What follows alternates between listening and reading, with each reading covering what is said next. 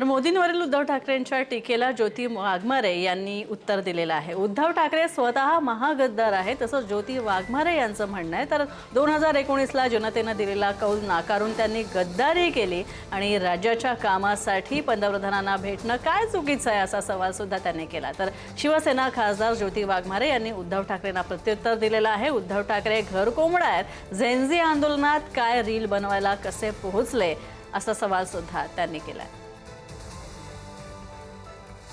उद्धव ठाकरे हे घर कोंबडा ते कधी घराच्या बाहेर पडत नाही, त्यांना कुणाचं देणं घेणं नाही। आता फक्त त्या झेंझीच्या आंदोलनाला ते कसे काय दिल्लीपर्यंत आले रीलमध्ये झळकण्यासाठी ते त्यांचं त्यांनाच माहिती, कारण बुडत्याला काडीचा आधार तसा उद्धव ठाकरेंना दिपकेंचा आधार असं झालं। उद्धव ठाकरे हे स्वतः महागद्दार आहेत, महागद्दार, महाराष्ट्राचे गद्दार। कारण लोकशाहीप्रमाणे जनादेश सगळ्यात महत्वाचा असतो। 2019ला जो जनादेश महाराष्ट्राच्या जनतेने दिलेला होता ना, त्या जनादेशाशी गद्दारी करण्याचं काम हे उद्धव ठाकरेंनी केलेलं आहे।